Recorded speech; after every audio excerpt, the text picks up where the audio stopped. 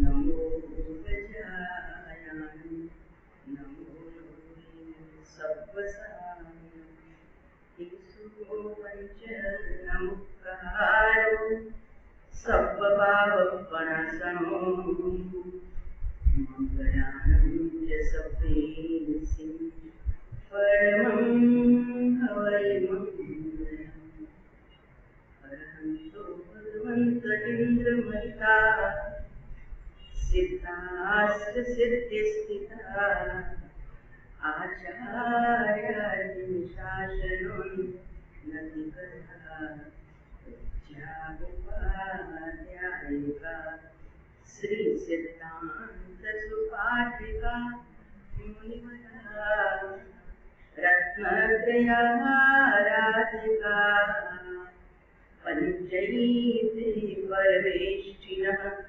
प्रतिदिनं भवन्तु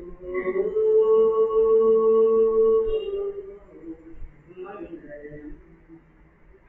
ओंकारबिंदु संयुक्तं नित्यं ध्यायन्ति योगिनः कामदं मोक्षदं चैव ओंकाराय नमो नमः। अज्ञानतिमिरान्धानां ज्ञानाञ्जनशलाकया चक्षुरुन्मिलितं येन तस्मै श्रीगुरवे नमः। तस्मै श्रीगुरवे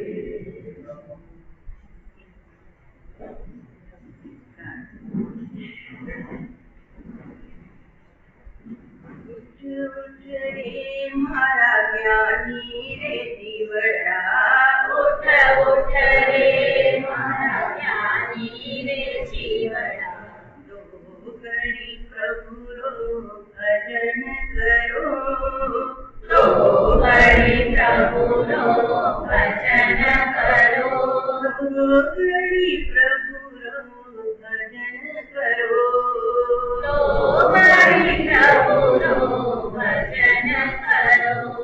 प्रभु भजना सुन मेल दुखे है प्रभु भजना सुन मेल दुखे है कर मोड़ी कोट कटे जीवना कर मोड़ी कोट कटे जीवना दो घड़ी प्रभु रो भजन करो दो घड़ी प्रभु रो भजन करो।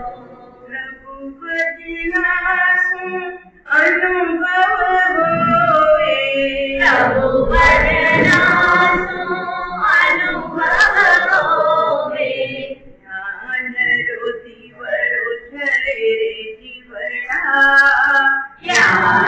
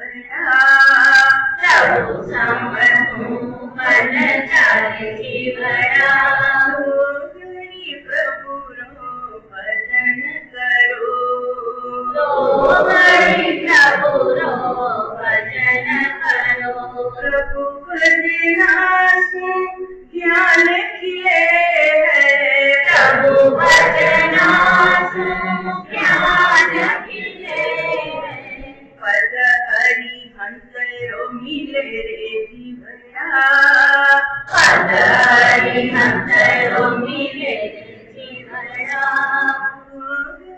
प्रभु रो भजन करो, प्रभु रो भजन करो, प्रभु भजना सो द्वेष मिटे है, प्रभु भजना सो द्वेष मिटे है, राग रो रंग घटे रे जीवड़ा, राग रो रंग घटे रे जीवड़ा, प्रभु रो भजन करो, तो गणी प्रभु रो भजन करो, उठ रे मारा ज्ञानी रे जीवड़ा, उठ रे मारा ज्ञानी रे जीवड़ा, तो गणी प्रभु रो भजन करो, तो गणी प्रभु रो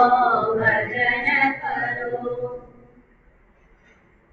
दिव्य छटा जेवी दशा वर्ते ते हाथी, ते ज्ञानीना चरणમાં ઓ વંદન કરો।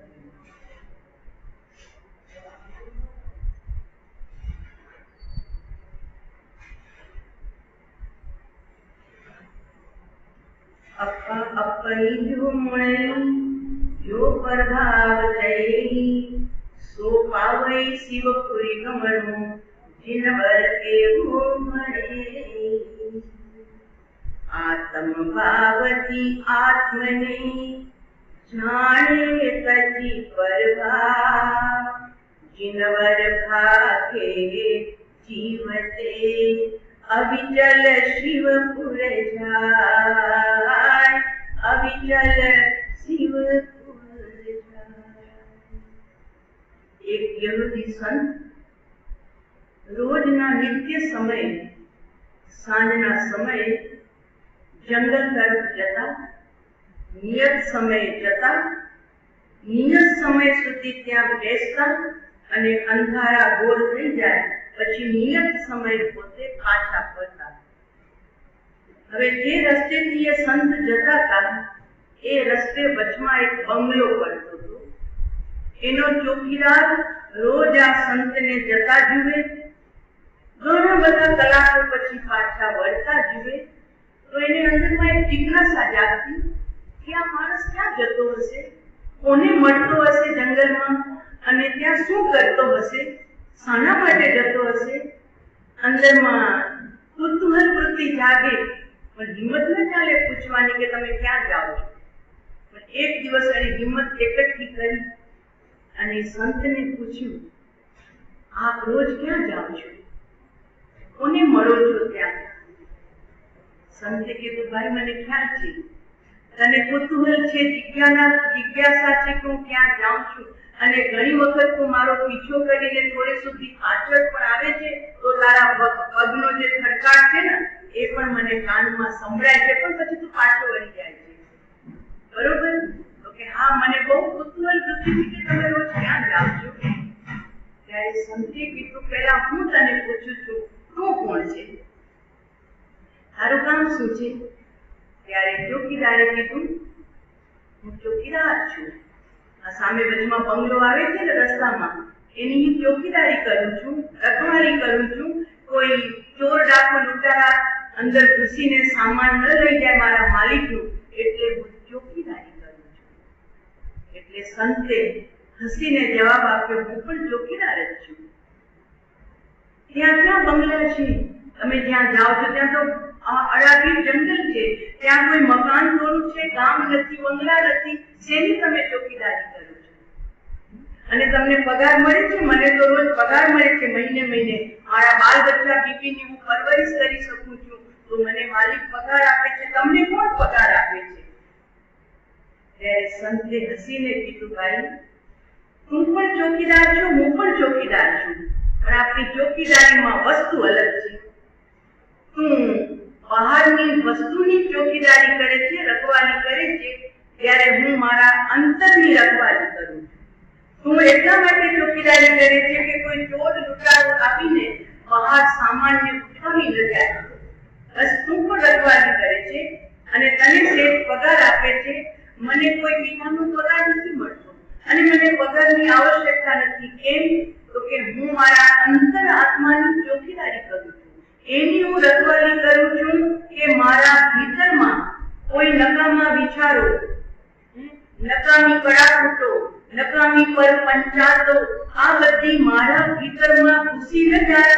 એટલે હું નિરંતર મારા પરિણામો ઉપર જાગૃતિ રખેવાની રાખું છું. એટલે મને 1 કલાક, 2 કલાક, 3 કલાક પગાર નથી મળતો, પણ મને જે આત્માનો આનંદ મળે છે ને એનો કોઈ વર્ણન થઈ શકે એમ નથી. એટલે હું પણ ચોકીદાર છું અને તું પણ ચોકીદાર છે. પહેલી વખત ચોકીદારને આ જાણવા મળ્યું કે બીજી પણ કોક ચોકીદારી થાય છે. એટલે એને કીધું, સંત આપ તો કોઈ મજાની વાત કરી, અવર્ણનીય આનંદ આપને મળે છે વગર પગારે. આવો આનંદ તો મને નથી મળ્યો. પગાર મળે ત્યારે હું ખુશ થાઉં, ઘરે જઈને બાર બચ્ચા બીબીને હું પરવરિશ કરું તો એ રાજી થાય. બસ એટલો જ મને આનંદ તે દિવસ પૂરતો હોય. પણ તમે જે આનંદનું વર્ણન કરો છો, આવો આનંદ તો મને મળ્યો નથી, તો હું ભોગવી શકું એવો આનંદ? તો કે કેમ નહીં? હર જીવ એ આનંદનો અધિકારી છે. બધા જ ભોગવી શકે, પણ એના માટે દ્રષ્ટિ બદલવી પડે અને દિશા બદલવી પડે. જેમ તું બહારનું જોવે છે અને બહારની રક્ષા કરે છે, એના બદલે તારે બહારની સાથે સાથે નોકરી છોડવાની વાત નથી કરતો, બાળ બચ્ચાને ભૂખ્યા રાખવાની વાત નથી કરતો, પણ એની સાથે તારી દ્રષ્ટિ અને તારી દિશા બદલીને તું બહારમાં બેઠો હોય તારા બંગલાના કિનારે ઓટલા ઉપર, તે સમયે તું તારા અંતરની રખવાળી પણ સાથે શરૂ કરી દે. કરી શકીશ તું? કારણ કે તને સંતે વાત તો તમે સાચી કરી. કારણ કે મને જોતા તો આવે છે કેવી રીતે જોવું. કોઈ અન્ય પદાર્થ મારા બંગલામાં ન ઘૂસે, અન્ય વ્યક્તિ, એટલે મને જોતા તો આવે છે.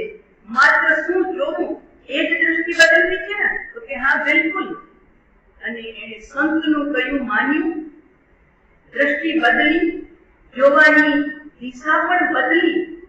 અને જે એને આનંદનો અનુભવ થયો, એક દિવસે સંતના ચરણોમાં પડીને કે છે, ગુરુદેવ આપે મને એવો સુંદર માર્ગ બતાવ્યો, એવી સુંદર દ્રષ્ટિ આપી કે આપ કહેતા હતા એવો જ આનંદ મને કોઈ પદાર્થ નહોતા આપી શકતા, બીબી બચ્ચા બાળકોથી પણ નહોતો મળતો, ભોજન પાણીમાં પણ જે આનંદ નહોતો મળતો, એવો આનંદ હવે હું જ્યારે મારા અંતરાત્માની ચોકીદારી કરું છું ત્યારે નર્યો અપૂર્વ આનંદ હું ભોગવી રહ્યો છું. ગુરુદેવ આપનો અથાગ અનંત ઉપકાર કે આપે મને જોવાની દ્રષ્ટિ આપી. આપણે ક્યારે શીખશું આ દ્રષ્ટિ? બહારને જોયા કરીએ છીએ. મહાવીરે અંતરદ્રષ્ટિ કરી, અંતર્મુખી કહેવાયા. ઋષભદેવે અંતરદ્રષ્ટિ કરી. નેમનાથે, સુવિધિનાથથી, પારસનાથે બધા આ માર્ગે ચાલ્યા છે. પ્રભુ આ માર્ગ કઈ નવો નથી, અનંત કાળનો આ માર્ગ છે. જેટલા પણ સિદ્ધ ભગવાન, એટલા સિદ્ધો બિરાજે છે અત્યારે સિદ્ધલોકમાં. અનંત આનંદ, અનંત આનંદ. પણ અનંત આનંદ સિદ્ધ બનવામાં એમણે શું કર્યું? તો કે એમને પણ સદગુરુ મળ્યા અને એ સદગુરુના ચરણોમાં એમને એ દ્રષ્ટિ મળી કે બેટા દિશા બદલી નાખ, તારી જોવાની દ્રષ્ટિ બદલી નાખ. ઘરમાં ઘૂસવું હોય ને ત્યારે ઘર સામે દ્રષ્ટિ હોય, અને ગામમાં ફરવા જવું હોય ત્યારે ઘર તરફ શું હોય? પીઠ હોય છે.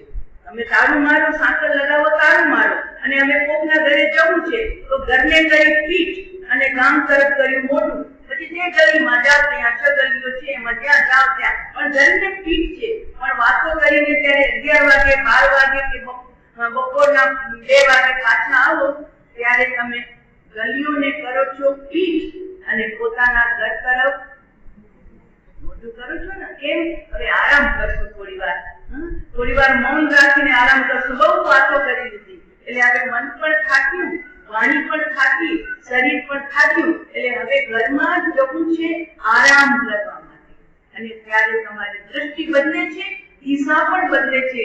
બહાર જવાનું બંધ, હવે ઘર તરફ દ્રષ્ટિ છે ને તારું ખોલો છો, ઘરમાં જાઓ છો ને પલંગ પર બેસીને આરામ કરવા તમે પ્રયત્ન કરો છો. તો જેમ ઘરમાં જવું છે, ઘર તરફ દ્રષ્ટિ છે, કામ તરફ પીઠ છે, તો હવે ઘરમાં જવું છે. આનંદ સાહેબ બધાને બહુ પ્યારા છે. અમે તફાવતમાં ચોમાસા કહીએ ને તો એ બેનો આમ પછી ઊંઘતી હોય ભલે શ્રવણની અંદરમાં 2-3 જોકા ખાઈ લે, પણ જ્યાં છેલ્લી લાઈન આવે ને ત્યારે બધી સજા થઈ જાય. કેમ કે એમને જોડ નો ગઈ ભોગ મહિમા કે જૂના આચાર્યનું શ્રવણ ખપે, બીજા કોઈ શ્રવણ ખપે જ નહીં. આજના આચાર્યના શ્રવણ ન ખપે. 50-25-100 વર્ષના 50 વર્ષના ન ચાલે, 100 વર્ષ જૂના આચાર્યના શ્રવણ ખપે. એટલે એવી સજગ થઈ જાય છેલ્લી ગાથામાં. આત્મામાં ઊંઘ કાઢી દો, પણ છેલ્લી ગાથા આવે અને ત્યાં આવે આનંદ ઘન અવતાર સુજ્ઞાની. ખપે એવું છે, ખપે એવું છે, ખપે એવું છે. આનંદન નામ આવ્યું એટલે ખપે. આનંદન નહોતા ખપતા, જીવતા હતા ને ત્યારે આનંદન કોઈ સમાજને નહોતા ખપતા, માટે તો જંગલમાં જવું પડ્યું. જો ખપતા હોય તો વિનંતી ન કરતા, સાહેબ વધારે ઉપાશ્રયમાં, અમને આપની બહુ જરૂરત છે, આપની વાતોથી અમને આત્મ શાંતિ. કોઈએ વિનંતી નથી કરી કે સાહેબ પાછા ચાલો ગામમાં, જંગલમાં શાના માટે? કેમ કે આનંદન નહોતા ખપતા, પણ આનંદનના ઉત્તમન ખપે છે અત્યારના સમાજને. એટલે બધી સજગ હોય. છેલ્લે આનંદનનું નામ આવે, ઉદયરત્નનું આવે, વીર વિજયજીનું આવે, ઉદયરત્નનું આવે, ઓકે, પછી વાંધો નહીં. પણ જો પાસોચંદ્ર સૂર્ય આવે તો ન ખપે, ન ખપે, ન ખપે. લોસા ગરમ બોલો સાહેબ, લોસા ગરમ બોલો. આ તો આપણી માનસિકતા છે. 500 વર્ષ જૂના છે, પણ સાંભળ્યું ન હોય ને કદી, એટલે ન ખપે કે ઈ ન ખપે. અરે ભાઈ, શું ખપે ને શું ન ખપે એ તને ખબર નથી. જ્ઞાનીઓના વચનોનો આશય તને સમજાયો નથી. તો આનંદન આપણે બધાને બહુ પ્યારા છે. તો આનંદનજી કે છે ચેતન શુદ્ધાત્મ કો ધ્યાવો, ચેતન શુદ્ધાત્મ કો ધ્યાવો, પર પર છે ધૂમધામ સદાઈ, નિજ ઘર में सुख पाओ रे, चेतन शुद्धात्म को ध्याओ. 108 પદ લખ્યા છે. ઈ મહાત્માએ કરુણા કરીને જંગલમાં બેઠા બેઠા કાગળ અને પેન લઈ અને કાગળ ઉપર એમને જે અંદરમાં ભાવ ઉઠ્યા એ તપતા ગયા. એમની સાથે રહેલા 4 ભક્તો એ પાના એકઠા કરતા ગયા. અત્યારે આપણી પાસે 108 પદ માત્ર ભજન રૂપે નથી મળ્યા, એના ઉપર વ્યાખ્યા લખાઈ છે. અને વ્યાખ્યા લખનાર કોઈ સાધુ સંત નથી, કોઈ આચાર્ય ઉપાધ્યાય મુનિ નથી. એક તમારા જેવો ભ્રષ્ટ, જેનું નામ છે મોતીલાલ કીર્તનલાલ કાપડિયા. મોતીલાલ કીર્તનલાલ કાપડિયાએ પોતાની આત્મ ખોજ, આત્મ ભૂખ અને એના પ્રત્યેની જે લગન, એના કારણે આનંદન સાહેબના 108 પદોનું એમને વિવેચન લખ્યું છે. આપણે નજરે ન ચડે. આ બહુ અમૂલ્ય ખજાનો આ ધરતી ઉપર આવા સંતો આપણને આપીને ગયા. શાંત સુધારકનું વિવેચન એમણે કર્યું છે. અધ્યાત્મ કલ્પદ્રુમનું વિવેચન એ મોતીલાલ કીર્તનલાલ ગ્રસ્તમાં રહીને. આપણને બનાવવું નથી, કોઈ સર્જન નથી કરવું, પણ જેમને સર્જન કર્યા છે ને એનું પારાયણ, વાંચન, ચિંતન કરવાની પણ ફુરસદ. કારણ કે આપણે બહાર જ નીકળવા નથી માંગતા. કાલે કીધું ને, કમાવામાં 220 માંથી 200 માં ગયા, 200 માંથી 2000 માં ગયા, 2000 થી 22,000 માં ગયા, અને 2 લાખ થી 2 કરોડ સુધી પહોંચ્યા. ત્યાં આપણે આગળ વધ્યા, આપણે પણ રાજી થયા, ઘરવાળા પણ રાજી થયા. હવે મારો દીકરો ખૂબ આગળ વધ્યો, ઘરવાળી રાજી થઈ, હવે મારા પતિ ખૂબ આગળ વધ્યા. સ્કૂલની અંદરમાં જેમ જેમ ભણતર વધ્યું તેમ તેમ તમે રાજી છો. છોકરો ખૂબ આગળ વધ્યો, ડિગ્રી સુધી પહોંચી ગયો, 15 ક્લાસ પૂરા થયા, બસ હવે છેલ્લા 2 વર્ષે ઘરે આવશે એટલે ડિગ્રી સહિત. તો ભણતરમાં ક્લાસ વધે છે, તમે રાજી છો. એમાં ખાલી ક્લાસ નથી વધતા, ચોપડા બદલાઈ જાય છે. બદલાય કે એના એ રે લીલાવતી ચોપડા બદલાયા હતા તારા વિદ્યાર્થીઓના, એ પછી એને એ ચોપડે બનાવ્યા. પહેલીમાં પણ એ ચોપડા, બીજીમાં પણ એ ચોપડા, ત્રીજીમાં પણ એ ચોપડા, ચાલે બદલતા ગયા. એનો મતલબ એ નથી કે ઓનું પહેલાનું ભણેલું શીખેલું ભૂલતા ગયા. પ્લસ પ્લસ પ્લસ થતું ગયું. એમ પ્રભુ ભણતરમાં પણ ક્લાસ બદલાયા. અને અત્યારે તો કેટલી એક્ટિવિટી વધી ગઈ છે. વાળની એક્ટિવિટી, બ્યુટીની એક્ટિવિટી, ખબર નહીં આગળ ને આગળ દુનિયા વધી રહી છે.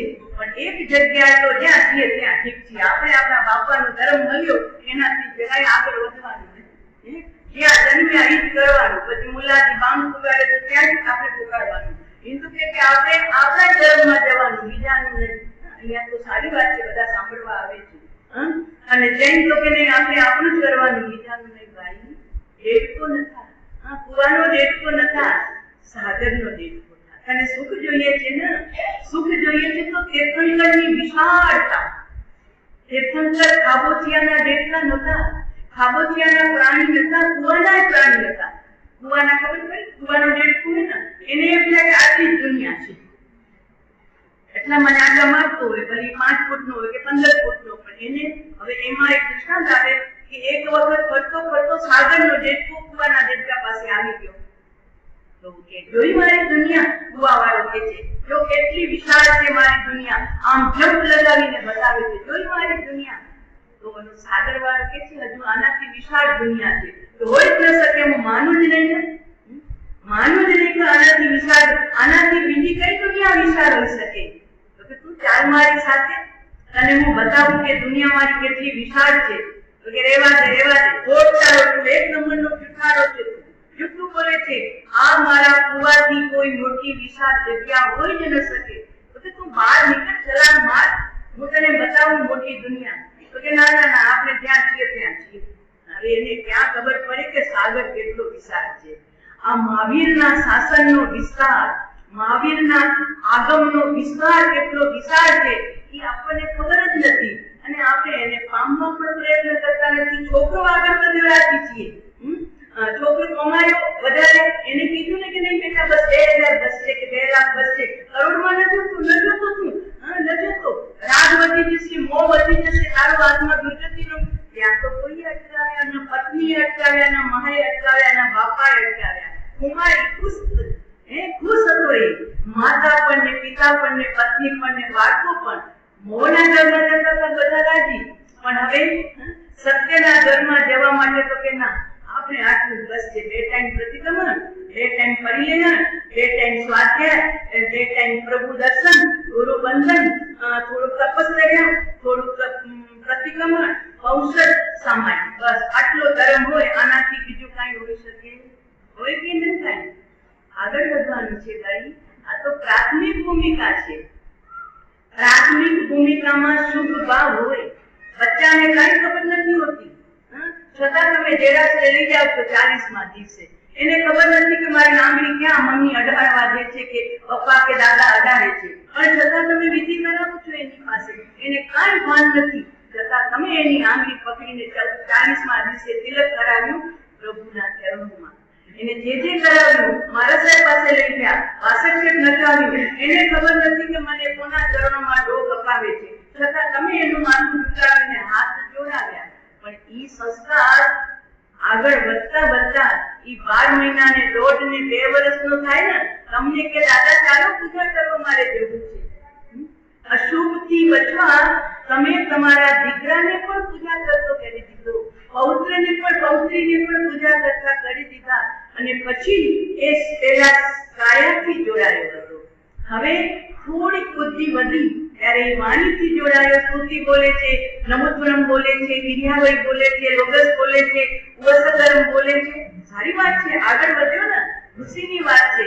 તો એ જ બાળક જ્યારે ઓર આગળ વધી અને હવે એનું મન વિકાસ પામ્યું. પહેલા શરીરથી, પછી વાણીથી, અને હવે જેમ જેમ બુદ્ધિ વિકાસ પામી ને એમ મન પણ વિકાસ પામ્યું. અને એ મન વિકાસ પામ્યું એથી હવે પૂછે છે, પાપા આ જયવિરાજમાં મારા સાહેબ શું લખ્યું છે? આ લોગસમાં મારા સાહેબે શું લખ્યું છે? અર્થ કર્યા છે એ જય વિરાજ જગગુરુ ઓમ મત્વ પપ્પા ખબર શું છે અંદરમાં. આપણે તો બોલી જવા છે કામ. અર્થ કર્ત મારા સાહેબ તમને સોંપ્યું છે બધું. અમને એ કાંઈ નહીં, રેડીમેડ અમને આપી દો. ધંધામાં તો ખૂબ પૂછપરછ કરે છે. દીકરી પરણાવી છે તો છોકરા માટે ખૂબ પૂછપરછ કરી હતી. દીકરાને પરણાવો તો સામે દીકરી માટે ખૂબ પૂછપરછ કરી હતી. ત્યાં તને વિચાર આવે છે, પૂછપરછ પણ કરે છે. એની ખાનદાની, અભ્યાસ, છોકરાની લાયકાત બધું જ જુએ છે. પણ અહીંયા તો ઈ મારે છે તમને સોંપ્યું, બરોબર ને? અમને પુસ્તક બોલવાનું કહેતા જ નહીં. અરે ભગવાન, 10મા નંબરનો તપ છે, ખબર છે? 12 પ્રકારના તપમાં સ્વાધ્યાય એટલા નંબરનો ગ્રેડ ઉપર છે. પહેલા નંબરમાં ઉપવાસ, આંબીલ, એકાસના, નૌકાસી, ચોવિહાર, ગુણોદરી, વૃત્તિ સંક્ષેપ, આ બધા તપ છે. એક થી એક બસ ચડિયાતા છે, એક થી એક. આપણને તો ખાલી પહેલા પગથિયાની જ કિંમત આવે છે. અરે ભૂખ કરતા ઓછું ખાય, 4 રોટલીની ભૂખ હોય, 2 રોટલી ખાઈને ઊભો થઈ જાય, એને તપ કહેવાય કે ન કહેવાય? આળસ ના આવે, પ્રમાદ ન થાય, ગુણોદરી તપ. ખબર ન પડે, કારણ કે આપણે દેખાય ને 3 ટાઈમ જમતું હોય એટલે કાંઈ કરતા નથી આવતો, એને તપનું નથી મહિમા. અરે ભાઈ, તું જે 1 કલાકમાં બેસીને જે જાપ્યું છે ને, એ આખા દિવસમાં નથી ખાતું એટલું પણ. એને ગુણોદરી તપ છે એટલે ભૂખ્યો ઊભો થઈ જાય છે. અને એનાથી પણ આગળ વધીને વૃત્તિ સંક્ષેપ, એ રસોડામાં 15 ચીજો બની છે, ઘરમાં 15 ચીજો બની છે, જેનો ઘરનો રસોડો છે, પણ મારે આજે વૃત્તિ સંક્ષેપ છે એ ચીજ આપી દો. શાક ને રોટલી, આ છાશ ને રોટલી, યા છાશ ને ભાત, બસ એનાથી વધુ નહીં. બધું છે પણ ઘરમાં સરસ મજાનો શીરો બનાવ્યો છે પપ્પા, દાદા, તો કે બેટા ભલે બધું બનાવ્યું, તો મને આજે વૃત્તિ સંક્ષેપનો તપ છે એટલે 2 ચીજથી હું આજે રોળવીશ. 2 જ ચીજ. બોલો, આને તમે તપ ગણો? ખાવા છતાં તપસ્વી, 2 જ ચીજથી. અને એનાથી આગળ વધીને રસ ત્યાગ, એક બાજુ શીરા અને પૂરી પણ છે અને બીજી બાજુ રોટલી અને શાક પણ છે. તો આજે મારે રસ ત્યાગ તપ છે એટલે રસવાળી ચીજ નહીં, મારે તેમાં રસ ઓછો વેલાય એવી ચીજ વાપરવું છે. બોલો, આને કોણ તપ કહેશે? અમારા ઘરની વાત નથી, શાસ્ત્રમાં લખેલી અને આચાર્યોએ પ્રરૂપેલી અને તીર્થંકર દેવથી આવેલી આ વાત છે. એક નો નંબર આગળ છે, ક્લાસ આગળ છે. પહેલા નંબરથી બીજો ચડે, બીજાથી ત્રીજો ને ત્રીજાથી ચોથો અને ચોથાથી 5મો ચડે. ઔષધ ધ્યાન, શરીરને કેળવવાનું છે. ઔષધ ધ્યાન એટલે શું? તો કે બહુ નખરા કરે છે, જીમમાં જાય, કસરત કરે, વોકિંગ કરે, એમ આ ઔષધ ધ્યાન પણ શરીરને કેળવે. એટલે તો કબીર સાહેબે કીધું, કબીર કાયા કૂતરી કરે ભજન ને બંધ. કૂતરાનો સ્વભાવ હોય ને, 11 વાગે રોટલી નાખતા હોય તો એ તમારા આંગણે આવીને ઘડી પૂછડી પટાવે, ઊભો હોય, તો તમે તરત એને રોટલી નાખી દો એટલે બિચારો સંતોષથી, એનો રોજનો ક્રમ હતો, રોટલી ખાઈ લીધી એટલે પછી તમારા ઘરના આંગણે બેસે નહીં, દૂર હોય જશે. એમાં કાયા છે ને, બધાના કઈ માસ્કમાં બધાથી ન થાય, બધાથી આંબીલ ઓળીઓ ન થાય, બધાથી રોજના એકાસના ન થાય. જે કરે છે એને ધન્યવાદ, પણ બધાથી ન થાય તો એ તપ ન કરી શકે, નાની કે કરી શકે. કબીર કાયા કૂતરી કરે ભજન ને ભંગ. તો કે આજે મન તો હતું કે એકાસનું કરું, પણ ચાયનો એવો હું આદિ થઈ ગયો છું એટલે સવારથી માથું ચડે અને મોઢું લટકી જાય એટલે કોઈ પૂછે કેમ શું વાત છે આજે? આજે ચાય નથી મળી. એટલે શું થયું? વારે ઘડીએ ચાય યાદ આવ્યા કરે કે ન કરે? 8 વાગે ચાય યાદ આવે, 9 વાગે યાદ આવે. એટલે કબીર સાહેબ કે છે, રીત બતાવે છે એ પણ, એ કબીર કાયા કૂતરી, કૂતરા જેવી છે. ઘડી અંદરમાં કાંઈક યાદ આવશે, ઘડી યાદ આવશે, કરે ભજન મેં ભંગ. મારા ગણતા યાદ આવી જશે, આજે વાપરી નથી મેં, આજે ખાધું નથી મેં, તો ટુકડ રોટી દાલ કે એને ટુકડો રોટી નાખી દો. જે ભૂખ હોય એ પ્રમાણે, કોનો કર્યો તો એ પ્રમાણે. ટુકડ રોટી દાલ કે કરો ભજન નિશન. આજે એને ટુકડો રોટી આપી દીધી, કપ ચાય આપી દીધો. હવે 12 વાગ્યા સુધી તારે બોલવાનું નથી, સીધા 8 થી 12 4 કલાક સુધી મારો સ્વાધ્યાય ચાલશે. એમાં વચ્ચે તારે દખલ નહીં કરવાની. શરીરને કહી દીધું, મનને કહી દીધું. તો કબીર સાહેબ કહે છે કે આ કૂતરા જેવી કાયા જો ભોજનનો કઈ ટુકડો માંગે છે એને આપી દે, પછી આખા દિવસમાં તને યાદ નહીં આવશે કે આજે મેં ખાધું છે કે નથી ખાધું. 4 કલાકનો સ્વાધ્યાય, એનાથી તપ ન થાય ને, એ સ્વાધ્યાય કરજો. અને તપસ્વીને તો સ્વાધ્યાય કરશે શું? ખાવું નથી, પીવું નથી, સૂવું નથી, તો બીજા કલાક શેમાં જશે? આજે પ્રદૂષણના દિવસો આવી રહ્યા છે, વધામણા કરવા છે ને, ક્યાંક ચોખાથી વધામણા થાય, ક્યાંક મોતીએથી વધામણા થાય, બહુ ધ્યાનવાનો તો હીરેથી વધાવે. તો આપણે પ્રદૂષણ પર્વને કઈ રીતે વધારશું? આત્મ સાધનાથી. દ્રષ્ટિ બદલવી પડશે ભાઈ. પ્લસ કેમ આગળ વધ્યો ને બાળક, હવે એનું મન વિકાસ પામ્યું છે. એ પૂછે છે, પાપા રોગસમાં શું કીધું? જય વિરાયમાં શું કીધું તો કે સ્વાધ્યાય કર, ખબર પડશે એના અર્થ શીખ તો તને ખબર પડશે કે લોકસમાં શું કીધું છે, જય વિરાયમાં શું કીધું છે, ગોસકરમમાં શું કીધું છે. મહેનત કરવી પડશે તને, કારણ કે સ્વાધ્યાય નંબર તપ 10મો નંબર છે. 10મા નંબરે તે પણ આભ્યંતર તપમાં, બહિરંગ નહીં, આભ્યંતર તપમાં 10મો નંબર છે. આભ્યંતર તપનો પહેલો નંબર છે પ્રાયશ્ચિત, બીજો નંબર છે વિનય, ત્રીજો નંબર છે વૈયાવચ અને ચોથો નંબર છે સ્વાધ્યાય. સ્વ પ્લસ અધ્યાય એટલે પોતાનું અધ્યયન, એટલે આત્માને વાંચ, આત્માના પરિણામ જો, સંસાર તરફી જાય છે. તો તારો આજે ઉપવાસ 28નો ભાવ છે અને હવે ઈ તારા પરિણામ કઈ તરફ જઈ રહ્યા છે? કથામાં જઈ રહ્યા છે, ગામની પંચાયતીમાં જઈ રહ્યા છે, ઘરની પંચાયતીમાં જઈ રહ્યા છે, કે પછી આજે મારું ઉપવાસ છે એટલે આજે હું પ્રભુનું જીવન ચરિત્ર વાંચીશ. નેમનાથ ભગવાન ક્યારે જન્મ્યા, ક્યારે સમ્યક દર્શન પામ્યા, ક્યારે કેવી રીતે સંયમ સ્વીકાર્યું, કેવી રીતે એમણે સાધના કરી અને છેલ્લે કેવી રીતે વેતસ વૃક્ષની નીચે કેવલ જ્ઞાન પામ્યા અને એ કેવલ જ્ઞાન પામીને શું પ્રાપ્ત કર્યું. આજે તો મારો ઉપવાસ છે એટલે હું નેમિનાથમાં રહીશ. કર્યું આવું કદી? આનું નામ છે તપશ્ચર્યા. એ તપશ્ચર્યા બહુ સુંદર વાત હતી. આજે બનાવવું નથી, ખાવું નથી, કારણ કે વેંગાવથી રજા મળી છે. તો રજા મળી તો સમય વધુ મળી ગયો, તો વધુ સમય મળ્યો તો એ વધુ સમય ક્યાં ગાય તપસ્વી? તો કે ભગવાનના જીવન ચરિત્ર. આમ તો સ્વ અધ્યાય છે, ઉપવાસ એટલે આત્માની નજીક રહેવું છે, પણ હજુ મારો એ અભ્યાસ નથી, હજુ તો હું એનાથી પાછળ છું. તો કે જ્ઞાનીઓના જીવનમાં રહું. 63 સલાહકા પુરુષ નામ સાંભળ્યું છે? 63 સલાહકા પુરુષ, 63 પુરુષ, 24 તીર્થંકર, 8 ચક્રવર્તી, 9 વાસુદેવ, 9 પ્રતિવાસુદેવ અને 9 બળદેવ. આને કહેવાય 63 સલાહકા પુરુષ. એટલે સલાહકા એટલે પ્રશંસનીય પુરુષો, વખાણવા યોગ્ય પુરુષો. અને એમને બધાને મોડ છાપ છે કે આ 63 એ 63 વહેલા કે મોડા મુક્તિના અધિકારી થનાર. બધા રાવણ પણ મુક્તિના અધિકારી, જરાસંઘ પણ મુક્તિના અધિકારી. ભલે પ્રતિવાસુદેવ હતા અને અત્યારે ભલે નીચેની દુનિયામાં છે, પણ એ બધા જ મુક્તિના અધિકારી છે. કેમ?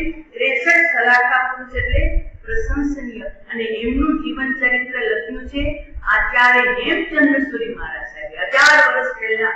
અને એનું ટ્રાન્સલેશન એ તો સંસ્કૃતમાં લખી ગયા, એનું ટ્રાન્સલેશન પણ થઈ ગયું છે અને અત્યારે મળે છે મેઘરાજ પુસ્તક ભંડારમાં ગુજરાતી પ્રતો.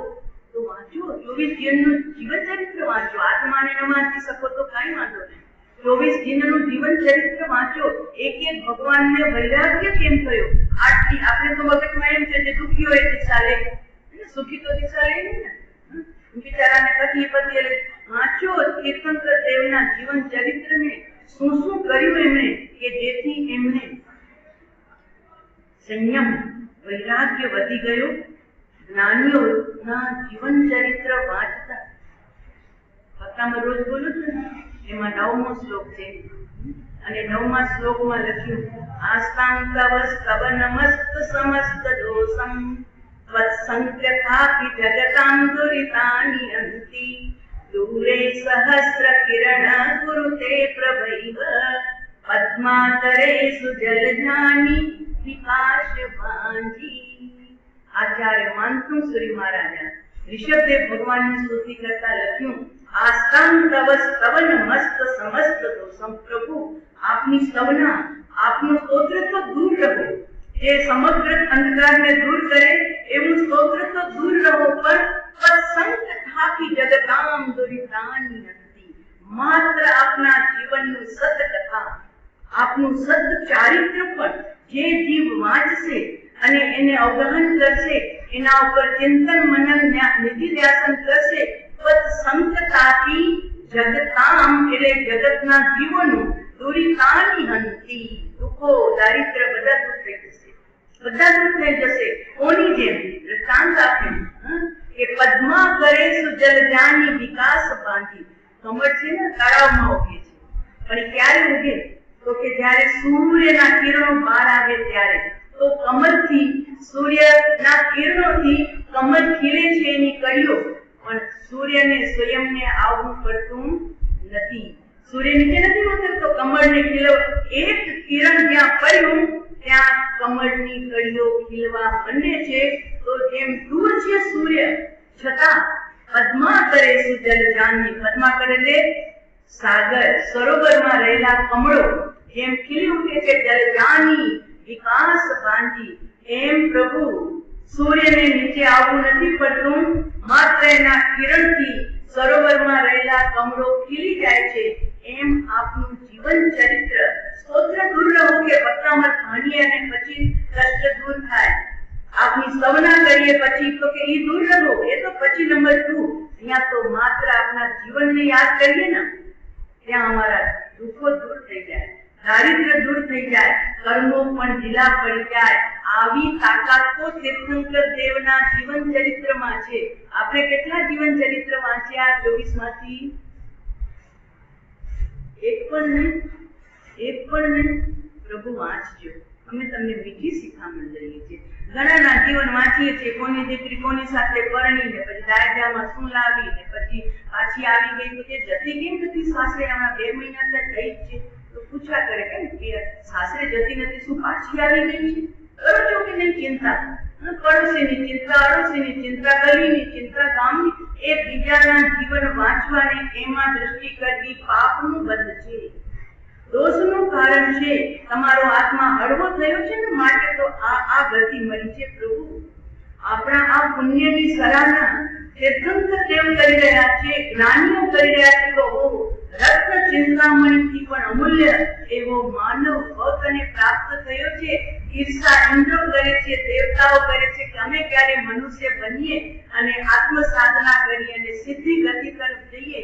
આપણી ઈર્ષા ઇન્દ્રો કરે છે, આપણી ઈર્ષા દેવો અને દેવીઓ કરે છે, અને આપણને એની કોઈ ઘરના છોકરા ગણતી ચાટે એમાં બિચારાને ભૂખ્યો રાખી દીધો છે. વાંચો પ્રભુ 24 તીર્થંકરનું એક જીવન તો વાંચો, આનંદ આવી જશે.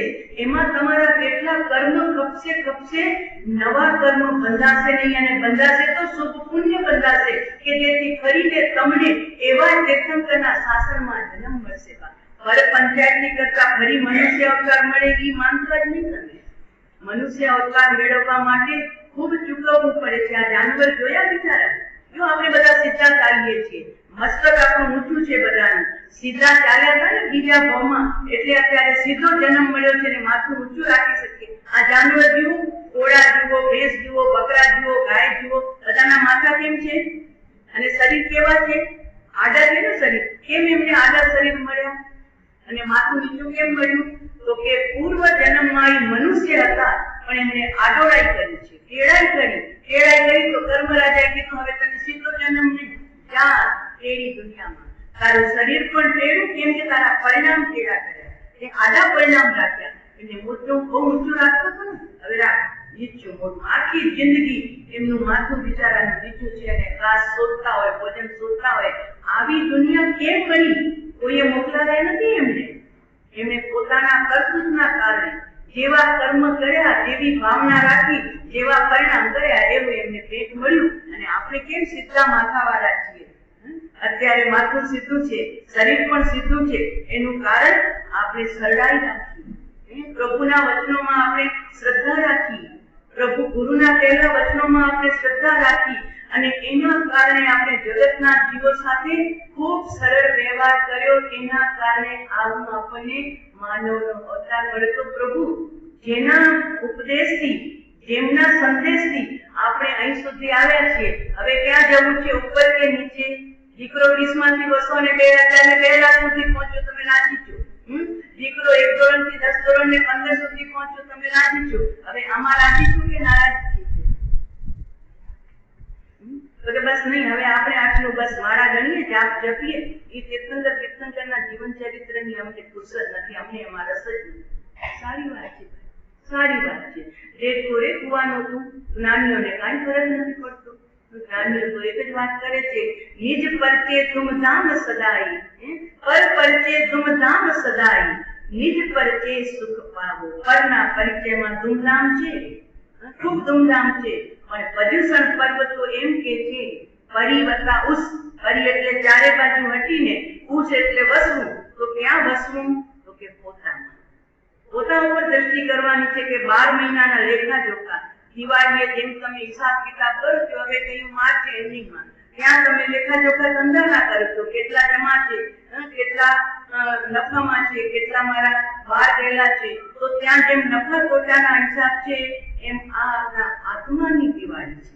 અને એનો હિસાબ કોણ કરશે? તો કે બીજો કોઈ નહીં, સ્વયં ભગવાન આત્મા, સ્વયં જીવ પોતે કરશે કે મેં મારી બહિર્મુખતા કેટલી રાખી અને અંતર્મુખતા કેટલી કરી. બીજાની નિંદા, બીજાની ટીકા, બીજા માટે ઘસાતું મારા જીભેથી કેટલી વાર બોલાયું અને બીજાની પ્રશંસા, બીજાના ગુણ મારાથી કેટલા ગવાયા અને હું ન ગાઈ શક્યો તો મૌન રહી ગયો. મારાથી કોઈની પ્રશંસા નથી થઈ શકતી તો કઈ વાંધો નહીં, નિંદા તો નથી કરું, કમસે કમ મૌન રાખી તો હું બોલું જ નહીં. ગાંધીજી કે 3 મંત્ર તો વર્ષોથી બોલ આપી ગયા છે, પૂરા મત બોલો, પૂરા મત સુનો અને પૂરા મત. આપણે નથી ગાંધીથી બોલ લેતા નથી, મહાવીરથી બોલ, એ જ પાછું ચાલુ. બોલો હવે આવા ઉત્તમ શાસ્ત્રોનું આપણે વાંચન, શ્રવણ, ચિંતન કરીને વળી કોક તો કે અમે તો બહુ મોટા મોટા આચાર્યોના વ્યાખ્યાન સાંભળ્યા. આ શું વ્યાખ્યાન? સારી વાત છે ભાઈ, મોટા આચાર્યોના વ્યાખ્યાન સાંભળ કે મોટા ઉપાધ્યાયોના સાંભળ કે મોટા મહામુનિરાજોના સાંભળ, પણ જીવનમાં કેટલું અપનાવ્યું? તારી ભીતર કેટલો પ્રેમ જગતના જીવોથી વધ્યો, કેટલો કુટુંબથી પ્રેમ વધ્યો, કેટલું તારા ગલીમાં રહેલા લોકો સાથે પ્રેમ વધ્યો, કેટલો ગામના લોકો સાથે પ્રેમ વધ્યો અને કેટલો જગતના તમામ જીવો સાથે તને પ્રેમ વધ્યો. તપાસ, કારણ કે સમ્યક દર્શન પામવા માટે શાસ્ત્રમાં 5 યોગ્યતા બતાવી છે. સંકિત બોલીએ છીએ આપણે, પણ સંકિત પછી ખેતરમાં ખેતી પછી પેલા ખેતરની શુદ્ધિ જરૂરી હોય છે. એમાં ઝાડા, ઝાકડા, પથ્થર આ બધું હોય ને, એ કિસાન પેલા કાઢી નાખે છે, પછી રાહ જોઈએ છે. જો અત્યારે બિચારા હજુ આશા છે બધા કિસાનોને, બધાને આશા છે ભાદરવો વરસશે, શ્રાવણ ન વરસ્યો, કોરો રાખી દીધો, પણ હજુ આશા કોઈએ છોડી, કોઈ કચ્છીઓએ આશા નથી છોડી. કિસાન અને આપણે બનેને ખેડૂત નથી, પણ છતાંય આશા રાખી છે કે હજુ આવશે વરસાદ, હજુ આવશે, અમાસ માસ્યા સુધી આવશે, પછી પર્યુષણમાં આવશે. તો કિસાન વરસાદની આશા રાખીને બેઠો, પણ પહેલા એવું નથી કે હળ જોડ્યા નહીં, એને પહેલા હળ જોડી ખેતરને સાફ સુથરો કરી નાખ્યો છે. એમ સંતોની વાણી વરસી, પણ ઈ વાણી વરસી ખરી, પણ કેવા ખેતરમાં વરસી? તો કે ત્યાં ગાંડા બાબરના ઝુંડ હતા, જ્યાં બંજર ભૂમિ હતી, પથરાની જમીન હતી, એના ઉપર વરસાદ પડ્યો, બધો ગયો બહાર. એમ આપણે અત્યાર સુધી અનંત કાળમાં અમે પણ ભેગા, તમે પણ ભેગા આ ધરતી ઉપર બેઠા છીએ ને, એટલે આપણે બધા કાંઈક તો ગુનો કર્યો છે. તો ઈ સંતોની એટલે ચેતનકર દેવની સમોવસરણમાં વાણી આવતી હતી કે પ્રભુ તું ભગવાન છો, તું ભગવાન છો, તું રાગદ્વેષી નથી, તું કોઈની નિંદા ટીકા કરવા વાળો નથી, તું સ્વયં અનંત આનંદનો પિંડ છો, અનંત ગુણનો તું સ્વામી છો અને જગતના તમામ જીવો ગુણથી ભરેલા છે. આવી દ્રષ્ટિ તું કર. આવી વાત આપણે મહાવીરની આવી, ગૌતમ ગંધર્વની આવી, છેલ્લે કેવલ જ્ઞાની જંબુ સ્વામીની આવી અને પછી આચાર્ય ભગવંતોની આવતી જ રહી છે, આવતી જ રહી છે.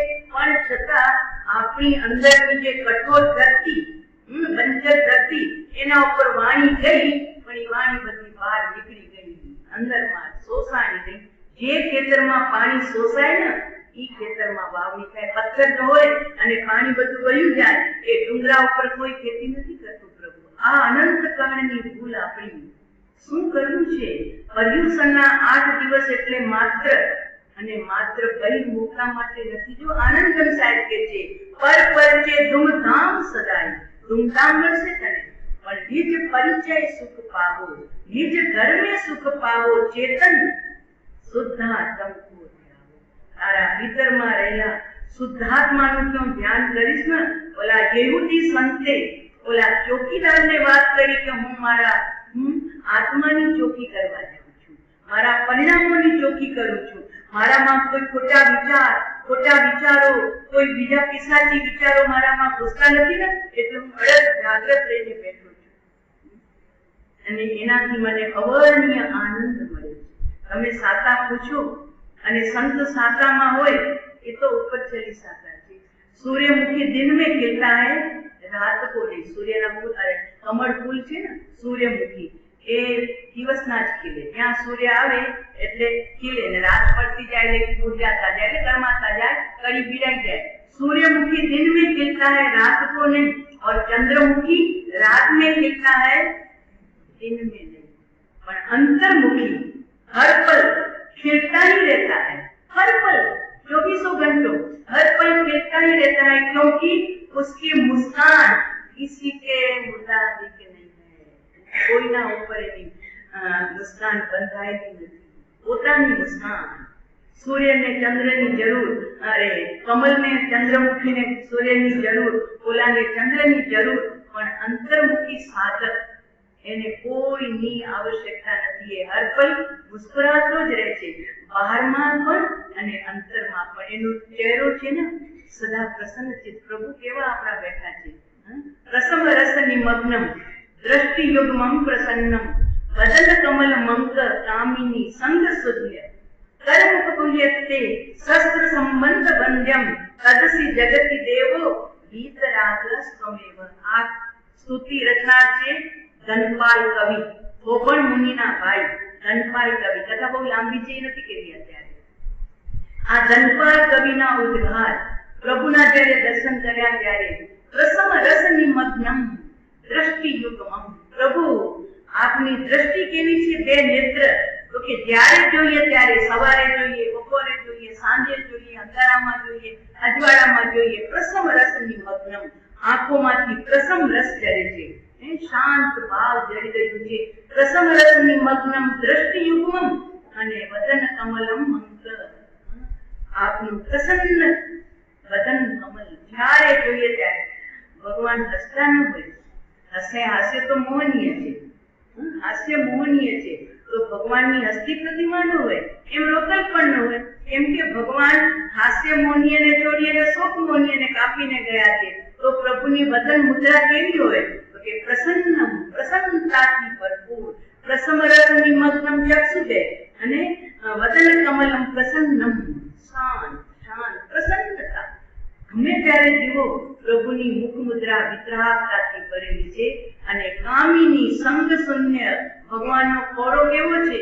કોઈ સ્ત્રી બાજુમાં નથી, ધનના ઢગલા નથી, અંક એટલે ખોળો। કામિની સંગ શૂન્ય, સ્ત્રી ધનના સંગથી શૂન્ય છે, હાથ ઉપર હાથ છે। કલયુગમપી દત્તે યસ્ત્ર સંબંધ શસ્ત્ર સંબંધ બંધ્યમ। આપના બંને હાથ શસ્ત્રના સંબંધથી રહિત છે। તદસી જગતી દેવો, હે દેવ, માટે આપ જગતમાં દેવાથી દેવ છો, હું આપને એટલા માટે પ્રણામ કરું છું। તદસી જગતી દેવો વીતરાગસ્ત્વમેવ। આપ વિતરાગ છો જગતના, આપની બહારની પ્રતિમા પણ મને આ દર્શન આપે છે, આ દૃષ્ટિ આપે છે કે આપે રાગને છોડ્યો, દ્વેષને છોડ્યો, મોહને છોડ્યો અને કોઈના પ્રત્યે દુર્ભાવના અહિંસક ભાવને પણ છોડ્યો। માટે આપે હાથ ઉપર હાથ ધર્યા, પગ ઉપર પગ ધર્યા। દ્રષ્ટિ આપની પ્રસમ રસથી ભરેલી છે, ચહેરો આપનો પ્રસન્નતાથી ભરપૂર છે। આવા પ્રભુને જોઈને મારે પણ કેવા બનવું? રાગી, દ્વેષી, ક્રોધી, માની, લોભી, માઈ, માયાવી કે પછી પ્રસમ રસની મગ્નમ। આ સ્તુતિ માત્ર ગાવા માટે નથી, આ સ્તુતિનો જે આશય છે ને એ અંશે પણ આપણે અપનાવીએ। અમે અપનાવવા પ્રયત્ન કરી રહ્યા છીએ। આપના જીવનમાં પણ આ સ્તુતિ એવી રીતે સર્જાય કે આપણે બહુ થોડા જન્મના આ જગતના મુસાફિર થઈ જઈએ। અંતર્મુખી આરાધના એટલે માનવ આ સંસારથી એન્ડ કરાવનાર છે। રોજ મોમબત્તીના બોલમાં બોલો છો પ્રભુ તમે, પણ એ બોલવા પૂરતા, આપણી દૃષ્ટિ તો અંદર જતી નથી। તો જુઓ અહીંયા આચાર્ય ભગવંતે કીધું જીનવર બાકે એમ છે। જીનવર દેવ શું કહે છે કે જો તને શિવપુરી ગમન કરવું હોય તો તું આત્માને જો અને પર ચિંતાને પર પંચાયતીને છોડતો જા, સમય બચાવતો જા। 2 કલાકના બદલે 4 કલાક સ્વાધ્યાયમાં જોડ, 2 કલાક તું તારા બચાવી લે અને તારા પોતાના સ્વાધ્યાય। 10મા નંબરનો તપ છે પ્રભુ, અને એના પછી ધ્યાન આવે અને એના પછી કૌશલ આવે, તો ત્યાં સુધી આપણને પહોંચવું છે। તો આ પર્યુષણના દિવસોમાં જેટલું બને એટલું મૌન ધારણ કરીએ। 8 દિવસનું લગાતાર 64 પોષણ કરે ને બધા, અહીંયા કેટલા કરશે ખબર નથી મને, 64 કોરી બહુ સરસ. આપણામાં તો મજા છે, એકાસન કરીએ તો 64 કોરી કરી શકીએ. 28 કરવાની જરૂર, ખતરગજમાં 28 કરીએ એને 64 કોરી. एकासन करवा ना हमारे खतरगज में तो कि नहीं महाराज जी हमको तो 28 करनी पड़ती है, तब 64 कोरी होता है. बीकानेर, कलकत्ता, नागौर बाजू होता है ना हमें, तो कि 28 करने की भाव नहीं है. 64 कोरिया हमारे में होता नहीं है कि खाना ही नहीं मिलता है उपवास 65 में. तो 65 आपने ત્યાં તો એકાસન થી પણ 65 થાય. તો 64 કોરી જેમ 65 એનો મતલબ 64 કોર અને બાકી એના કલાકના હિસાબ લગાવો તો એટલા કલાકનું મૌન 64 કોર ની અંદર માં કેટલા કલાક મારે સ્વાધ્યાય કરવો છે. જો મન ગણો કે છે મારું મન સાહેબ કંટ્રોલ માં નથી રહેતું, મનને કેવી રીતે કંટ્રોલ કરવું. જાપમાં પણ ફરિયાદ છે કે મન નથી રહેતું કંટ્રોલ. મનને કંટ્રોલ કરવા માટે આપણા તીર્થંકર દેવે આપણને સારામાં સારું જો આપ્યું હોય સાધન તો તે છે સ્વાધ્યાય, પુસ્તક. પછી ભલે ને જીવન ચરિત્ર વાંચ્યું, અરે પહેલા પ્રભુથી પ્રેમ કરો ને. મીરાએ પ્રભુથી પ્રેમ કર્યો, ચંદનાએ પ્રભુથી પ્રેમ કર્યો. એ પ્રભુનો પ્રેમ એમને ગુલાબ ખવડાવીને પોતાનો પ્રેમ કરતા કરી દીધા ને. તો એમ આપણે પહેલા પ્રભુથી પ્રેમ કરીએ. વેલા મેં કીધું હતું ને, હવે ભલા પાવાપુરીમાં અમારો છોકરો આવતો તો હરિયાણા ફરીદાબાદ થી, मैं महावीर से प्रेम करने आता हूँ, पूजा करवा नहीं, यात्रा करवा नहीं, मैं महावीर से प्रेम करने आता हूँ. 3 દિવસ से 3 રાત અખંડ આંબિલ કરી અને છોકરો જ્યારે જોઈએ ત્યારે ખૂણામાં બેઠો હોય ગામ મંદિરમાં ભગવાનના ચરણની સામે. મારા હાથમાં હોય બસ એમ બેઠો હોય. ક્યાં કરતે હો સંજય ભૈયા? તો તમે महावीर से प्रेम करता हूँ. सांभळीने આપણને આનંદ થઈ જાય. आज तक मैंने इतने गांव में चतुर्मास किए, लेकिन आज तक मुझे किसी ने कहा नहीं कि मैं तीर्थंकर से प्रेम करने आता हूँ. संजय भैया आपको धन्यवाद कि आप फरीदाबाद से 3 महीने આવ્યો, 3 મહિને 3 આંબિલ કરી અને બધું જ ભૂલી જાય. બસ महावीर से प्रेम करता हूँ मैं. तो ચંદનાએ શું કર્યું? મહાવીરથી પ્રેમ કર્યો. સીતાજીએ શું કર્યું? ભગવાનથી પ્રેમ કર્યો. ગુફામાં અંજનાજીએ શું કર્યું? ભગવાનથી પ્રેમ કર્યું. બાકી કાંઈ ન એમણે પોતાની સાસુને ગાળો આપીને, ન પતિને ગાળો આપી, પોતે પોતાની મસ્તી અને સાથે ભગવાનને સાથે લઈ લીધા. કેમ કે આપણને આશ્રય ખપે ને. હજી વેલ કાચી છે આપણી, ઉપર ચડવા માટે કાંઈ આશ્રય જોઈએ તો એ વેલ માટે સદગુરુ ભગવાન, પરમાત્મા અને પરમાત્માના વચનો આ આશ્રય છે આપણો. એના સારે આપણે આગળ વધશું, પછી મજબૂત બનશું, ત્યારે પછી આપણે આપણા પગે ચાલશું. ત્યાં સુધી દાદાની આંગળી, પપ્પાની આંગળી, દાદીની આંગળી એમ વધ્યા આગળ આપણે આજે દોડતા થઈ ગયા છીએ. એમ પ્રભુ આ મહાવીરના માર્ગમાં ધીરે ધીરે પણ આગળ વધવાનું લક્ષ્ય રાખીએ. ચાલો સમ્રાટ સંપ્રતિ વાત ચાલી રહી છે સમ્રાટ સંપ્રતિની, જેની આપણે પૂર્વ પરંપરા જોઈ કે ચંદ્રગુપ્ત મૌર્ય, એમના પુત્ર બિંદુસાર, એમના પુત્ર અશોક ચક્રવર્તી સમ્રાટ અને એનો પુત્ર કુણાલ, જેને અપર માતાએ ઈર્ષાવશ અંધ બનાવ્યો અને વિનયી એવો કુણાલ પિતાજીની આજ્ઞા શિરોધારે કરી પોતાની બંને આંખો જેણે ફોડી નાખી છે એવો કુણાલ અને કુણાલના ઘરે આજે પુત્રનો જન્મ થયો છે. દુકાળ હતો, 12 વર્ષનો દુકાળ હતો. એમાં 10 વર્ષ તો વીતી ગયા હતા, ત્યાં વાદળા નહોતા, આકાશ આખું ખુલ્લું હતું. પણ જ્યાં સંપ્રતિનો જન્મ થયો ત્યાં તો ધોધમાર વરસાદ વરસી પડ્યો. વાત કરી હતી ને આપણે વર્તમાન દેશના છે, એમાં 12 શ્રાવકના વ્રત છે. 12 વ્રતમાં એક વ્રતનો પ્રભાવ શું એના દ્રષ્ટાંત આપ્યા છે. એમાં 7મો વ્રત ભોગો ભગો વ્રત. હવે એમાં દ્રષ્ટાંત આપ્યું કે એ નગરીમાં દુકાળ હતો, તો રાજાએ જ્યોતિષીઓને બોલાવ્યા કે મારા નગરમાં વરસાદ પડશે કે નહીં. તો જ્યોતિષીએ કીધું એવો કોઈ જોગ જ નથી દેખાતો. મારા અમે કુંડલી મૂકી મહારાજ સાહેબ, પણ રાજન આમાં કોઈ જોગ જ નથી બેસાતો. આ વર્ષે પણ તમારી નગરીમાં દુકાળ છે.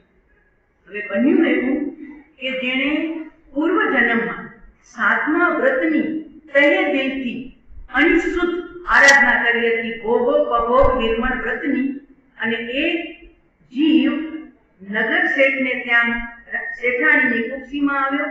9 મહિના બરોબર વીત્યા એટલે એનો જન્મ થયો. અને ત્યાં એ બાળકનો જન્મ થયો તો 12 ખાંગે નગરીમાં મેઘ વરસી પડ્યા. રાજા ચકિત, જ્યોતિષને બોલાવો, જૂઠું મને કહીને ગયો હતો, નગરીમાં વરસાદ આવશે નહીં, બોલાવો એને સજા કરીશું. ગયા તેડા ગયા સૈનિકોના રાજા આપને બોલાવે છે. મને ખબર હતી હમણાં આવશે મને આમંત્રણ. આવ્યા જ્યોતિષી. રાજા એકદમ ક્રોધમાં લાલ પીળો છે. આ તારું જૂઠું જ્યોતિષ ફેંક દરિયાની અંદરમાં. તો કે રાજન ખામોશી, ખામોશ, થોડા આપ ધીરા પડો. પણ તું કહી ગયો તું કે તમારી નગરીમાં દુકાળ છે અને આ બાળક અંગે મેઘ વરસ્યા એમનું શું? તો કે રાજન જોગ કે છે જ્યોતિષના કે દુકાળ જ પડવાનો છે, પણ હવે તમે કહો છો કે બાળક અંગે મેઘ કેમ વરસ્યા? તો તપાસ કરાવો તમારી નગરીમાં. આજે કોકને ત્યાં પુણ્યશાળી પુત્રનો જન્મ થયો છે. મને ખબર નથી કોના ઘરે શું થયું છે. તમે તપાસ કરો, સૈનિકોને મોકલાવો, ઘરે ઘરે તપાસ કરો, આજે કોના ઘરે પુત્ર જન્મ થયો છે. ગયા સૈનિક રાજા છે ભાઈ, આ તો આજે સાથે જાઓ, ગલી ગલીમાં તપાસ કરો, આખી નગરીમાં. જ્યારે તપાસ કરતા એક નગર શેઠને ત્યાં આજે જ પુત્રનો જન્મ થયો છે એમ સમાચાર મળ્યા એટલે તરત જ આવ્યા રાજા પાસે. રાજા, આજે શેઠને ત્યાં દીકરાનો જન્મ થયો છે. એટલે જ્યોતિષી કે છે આનું કારણ આ દીકરાના પુણ્ય છે. ભગવાન જયારે આવવાના હોય ને 9 મહિના તો માતાના ગર્ભમાં રહે, પણ 6 મહિના પહેલા નગરી સાફ સુથરી કરી નાખે. કોણ? દેવતાઓ.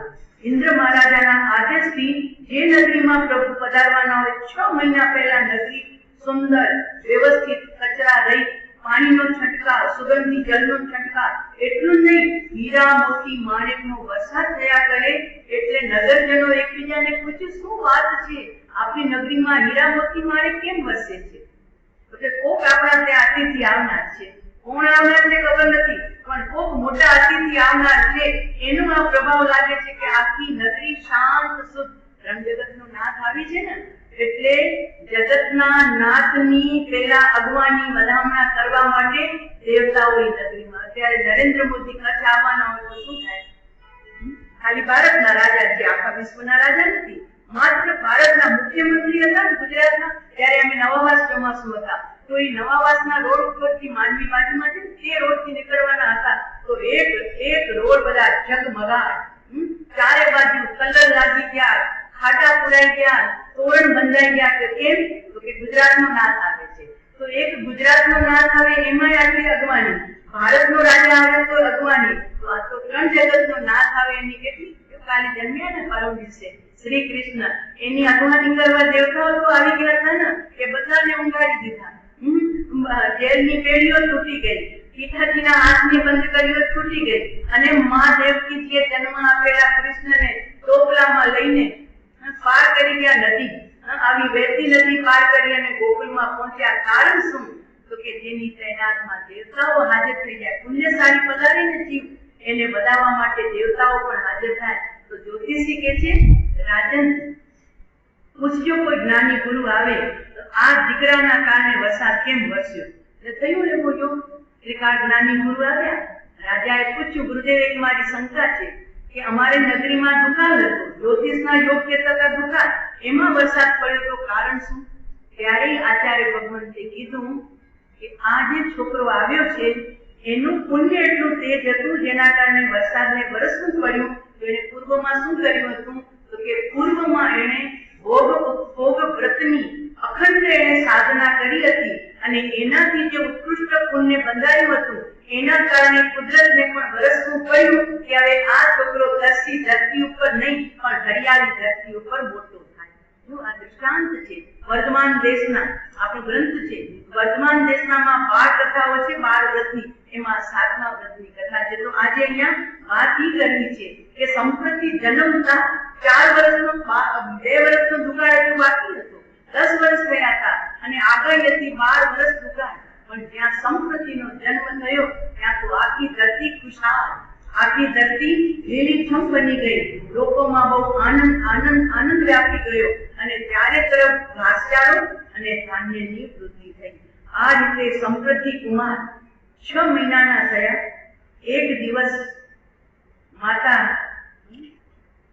સુનંદા જે દાવ માતા હતી એ કુમારને રમાડતા રમાડતા કુણાલના ખોળામાં આપ્યો.